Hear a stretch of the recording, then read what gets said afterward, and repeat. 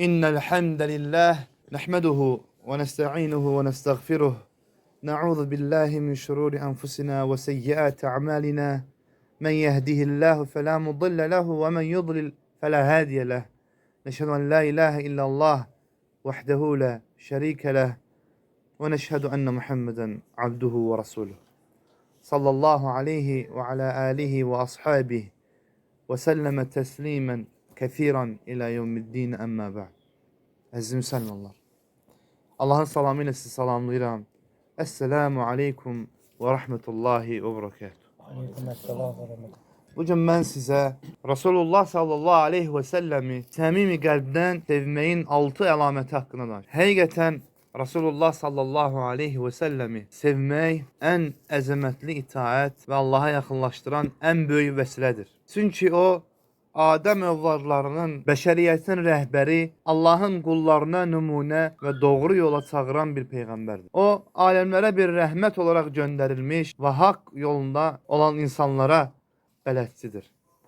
Uca Allah öz qullarına ona itaət və hörmət etməyi, onu sevməyi, ehtiramını saxlamağı, habelə onun haqqını yerinə yetirməyi vacib etmişdir. Allahın salavatı və salamı olsun Rasulullah sallallahu aleyhi ve sellem üzərinə hər bir iddianın doğru olub olmadığını sübut edən bir dəlilə ehtiyac olduğu zaman biz yalnız ona üst tuturuq. Və həmçinin həyatımızda Rasulullah sallallahu aleyhi ve sellem'i sevməyin də səmimiliyini göstərən əlamətlər vardır. Kimin bu əlamətlərdən nəsibi nə qədər çox olarsa, onun Rasulullah sallallahu aleyhi ve sellem'e olan məhəbbəti də o qədər böyük olar. Bu əlamətlərdən 6-sını qeyd edək. Usanmadan qulaq asaq və həyatımızda tətbiq etməyə can ataq.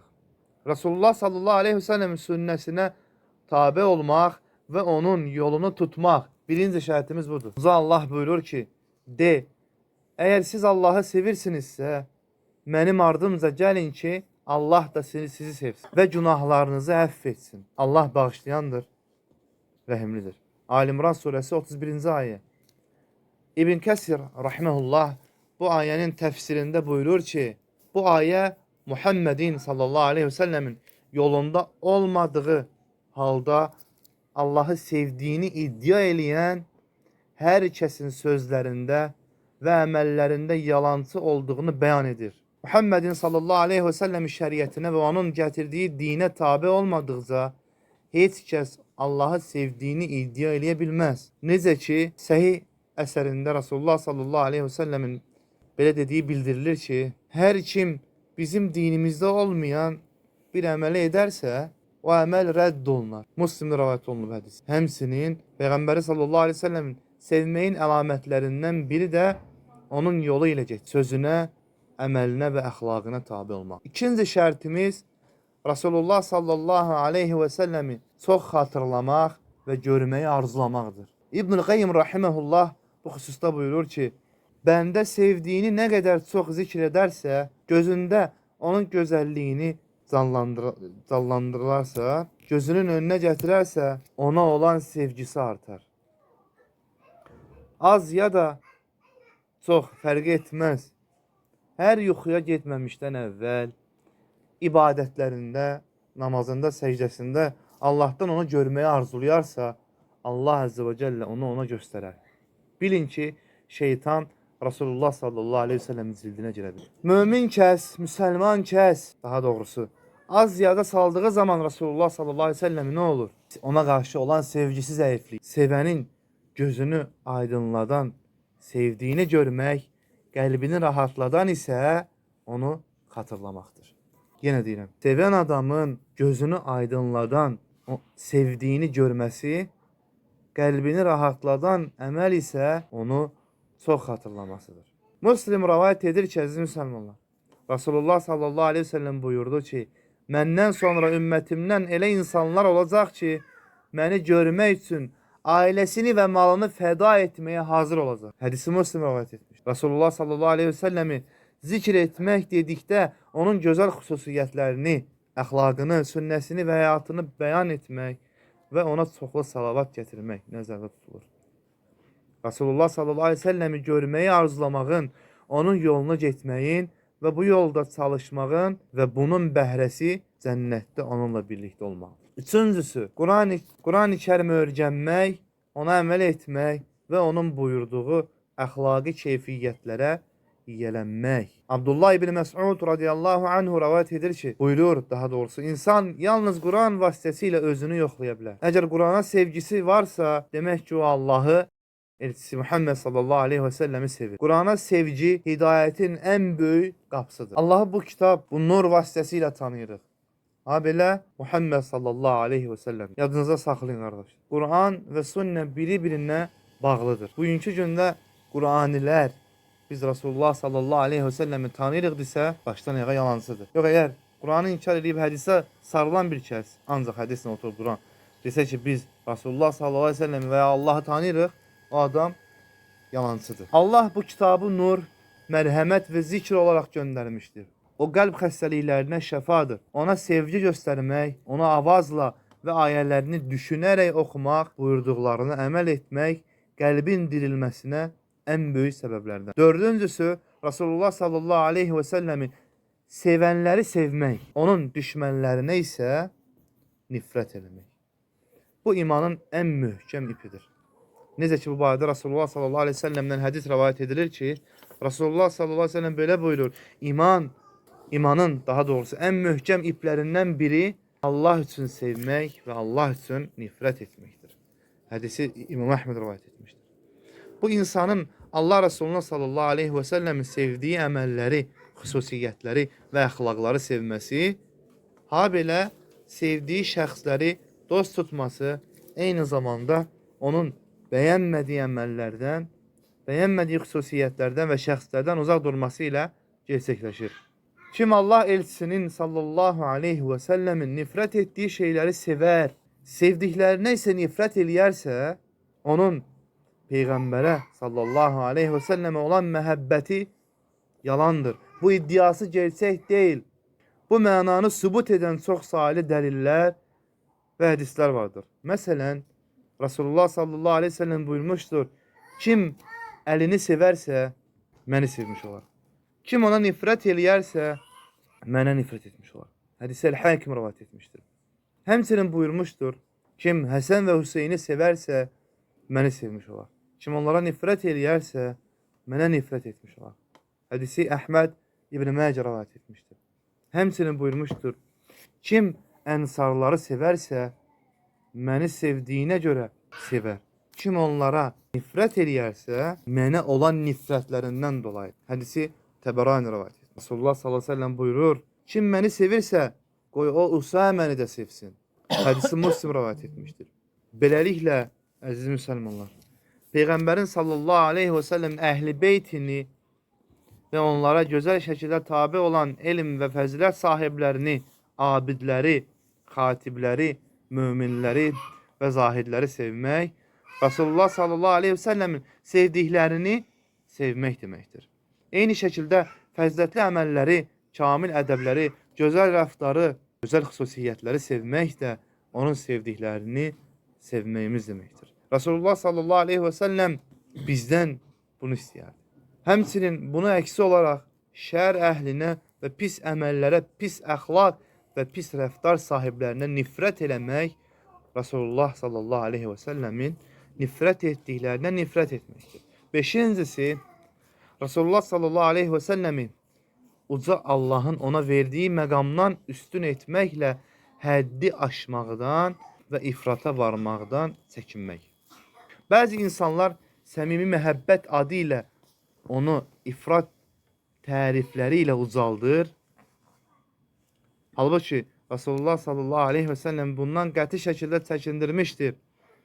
Bir hədisdə Rasulullah sallallahu aleyhi və səlləm buyurmuşdur, ey insanlar, məni Allahın mənə verdiyi məqamdan yuxarı qaldırmayın.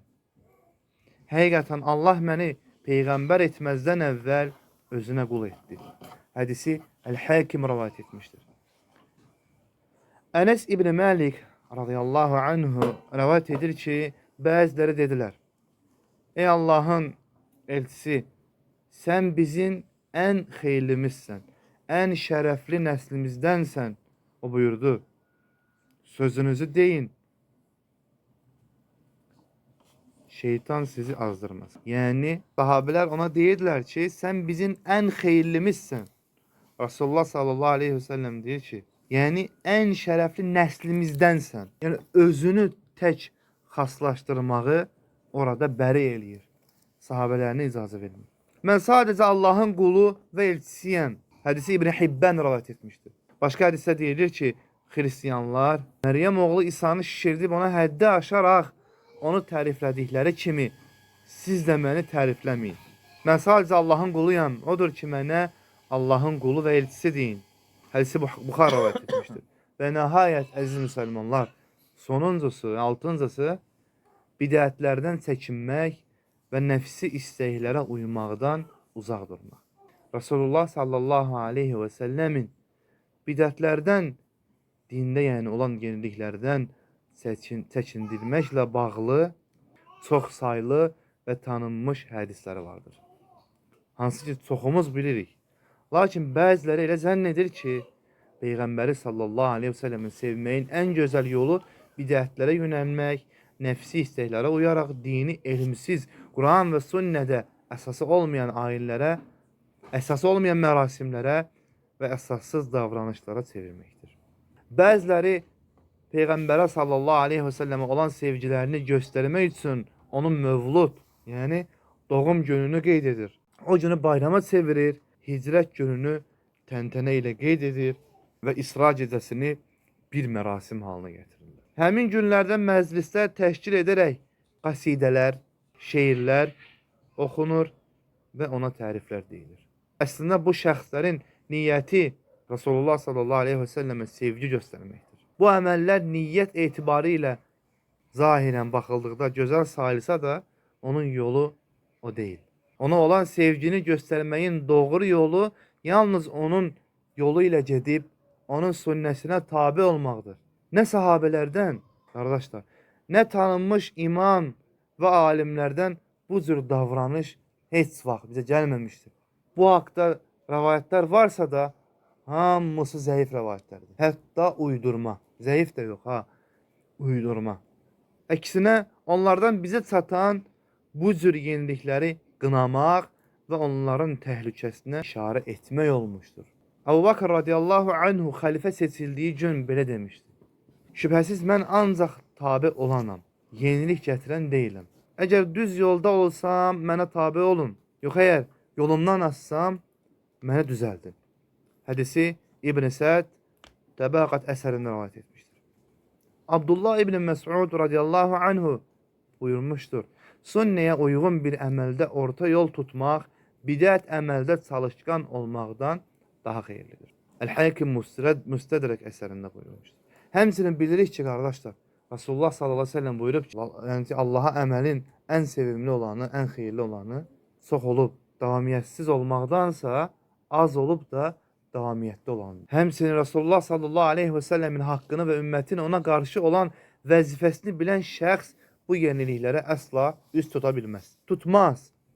Əksinə onun sünnəsinə tabi olar və bu yolu tutub sona dək gedər. Hansı yol? Əqidatul vasitiyyə, orta yolu. Bu ümmətin ən fəzilətli ilk nəsli olan səhabələr bu kamil şəkildə nazil olmuş dini sona dək qoruyub saxlamışlar. Bidətlərə üst tutmamışlar. Bu dini kamil şəkildə dərk etmişlər. Onlar Resulullah sallallahu aleyhi ve selləmi analarından, atalarından və canlarından əziz tutardılar. Onun sevgisini hər şeydən üstün bilədilər. Onun yolunda canlarını, mallarını, vaxtlarını fəda edərdilər. Onu izzətləndirər, ehtiram göstərər, haqqını tam şəkildə yerinə yetirərdilər. Onlar ona ən layiqli, onunla yoldaşlığa ən yaxın olan və onun yoluna ən doğru şəkildə tabi olan kəslər edilər. Əgər mövlud keçirmək haqqdırsa, ən gözəl, ən uca şəkildə onlar edərdilər və daha çox da onların haqqı idi. Etməmələrinin səbəbi onların da dini sona dək gözəl şəkildə qoruyub saxlamaları və bidətə yol verməmələridir. Uca Allah bizi Resulullah sallallahu aleyhi və səlləmə tabi olanlardan, ona iman gətirənlərdən, sevgisinə sadiq olanlardan etsin. Hovuzun başına layiq olanlardan etsin. Eşidib yaxşısına tabi olan kəslərdən etsin. Allahın salavatı və salamı Resulullah sallallahu aleyhi ve səlləmin Muhammed'in üzerine olsun. Subhaneke Allahümme Rabbena ve bihamdik. Neşhedü en la ilahe illa ent nestağfiruka ve netubu ileyk.